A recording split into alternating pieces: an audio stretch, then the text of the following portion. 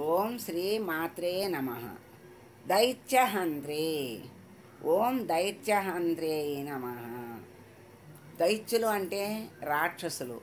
అమ్మ రాక్షసుల్ని సంహరించేటువంటి తల్లి. అలాగే అంతకుముందు బండాసురుడు మొదలైనటువంటి రాక్షసుల యొక్క సమూహాన్ని కూడా అమ్మ సంహరించింది సమూలంగా. అందుకని దైత్యహంత్రి అన్నారు. అట్లా నారదుడు వెళ్ళి ఇక్కడ నిరీశ్వర యాగం చేయటం తలపెట్టాడు కదా శివుడు. ఆ రోజు స్వయంవరంలో శివుణ్ణి పిలవలా. ఆ రోజు అమ్మ శివుణ్ణే పెళ్ళాడాలనుకుంది గనక ఆ దండని శివుణ్ణి తలుచుకునేస్తే శివుని మెడలో పడింది. శివుని ఇల్లాలు అయ్యింది. అయితే ఇప్పుడు యాగం నిరీశ్వర యాగం మొదలెట్టాడు. ఇక్కడ నారదుడు అక్కడికి వెళ్ళాడు. వెళ్ళి శివుడితో చెప్పాడు, నువ్వు లేకుండా యాగం చేస్తున్నాడు దక్షుడు మీ మామగారు అన్నాడట. చెయ్యని వాడి సరదా వాడిది, ఎలా జరగాలని ఉంటే అలా జరుగుతుంది చెయ్యని అన్నాడు. ఆయన ఎవరు? యోగీశ్వరుడు కదా. ఆయన పరమశివుడు, పరమయోగీశ్వరుడు. అందుకని ఆయన ఏమీ చెలించలేదు. ఆయన్ని నిందించినా ఆయన చెలించలేదు, ఆయన్ని పిలవకపోయినా ఏమీ చెలించలేదు. అలా పట్టకుండా సరే ఆయన సరదా బట్టి ఆయన చేస్తున్నాడులే అని వదిలేశాడు. అయితే ఈయనేం పట్టించుకోలేదు అని చెప్పి అమ్మ దగ్గరికి వెళ్ళాడు నారదుడు. అమ్మ విన్నావా అంటే, ఏంటి నారదా అంటే, మరి మీ తండ్రి గారు మిమ్మల్ని పిలవకుండా యాగం చేయటం మొదలెట్టారు ఏమిటి అని అంటే, ఆవిడ నా తండ్రి దగ్గరికి వెళ్తాను అని అంటే, ఆయనకి అన్నీ తెలుసు పరమశివుడికి. మరి పుట్టింటికి వెళ్తానన్న స్త్రీని వెళ్ళొద్దంటే బాధపడుతుందని, పిలవండే పేరంటానికి వెళ్ళొద్దు అంటే పుట్టింటికి తండ్రి పిలిచేదేముంది వెళ్తాను అంటుంది అమ్మ.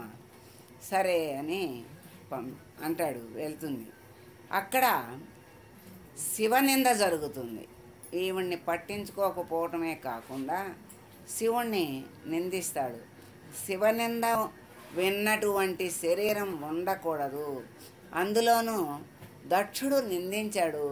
దక్షుని కూతుర్ని గనక నేను దాక్షాయణిగా ఉన్నాను ఇప్పటిదాకా, శివనింద విన్నటువంటి శరీరం దాక్షాయణిగా ఉండకూడదు, దక్షుని కూతురిగా నేను ఉండకూడదు అని చెప్పి ఆమె తనకు తానే చిదగ్ని సంభూత కదా అమ్మ.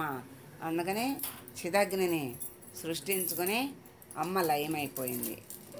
అయితే దాక్షాయణిగా ఉండటం ఇష్టం లేక అమ్మ అగ్నిని సృష్టించుకొని దహించుకుపోయింది.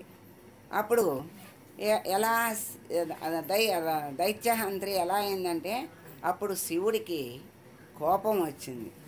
మరి కోపం ఆయనని నిందించినప్పుడు, ఆయనని పిలవనప్పుడు, ఆయనని పట్టించుకోకపోయినా పరమశివునికి ఏమీ కోపం రాలేదు.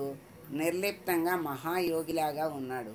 కానీ అమ్మని ఇలా వాళ్ళు చేసేసరికి, అమ్మ అలా అయిపోయేసరికి పరమశివునికి బాగా కోపం వచ్చింది.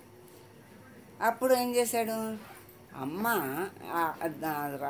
రాక్షసుని సంహరించడానికి ప్రళయ తాండవం చేశాడు.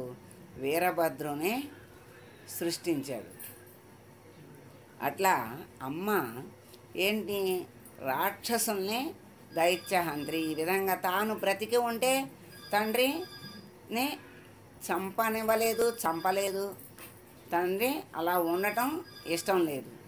శివనింద చేసినటువంటి వాడిని క్షమించకూడదు అని అమ్మ ఆ విధంగా. అట్లా అయితే కానీ పరమశివునికి ఉగ్రరూపం రాదు. అప్పుడు కానీ ఈ రాక్షసుని సంహరించడు అని అన్నీ తెలిసిన అమ్మ ఈ విధంగా జరగాలని అమ్మ ఆహుతి అయిపోయింది.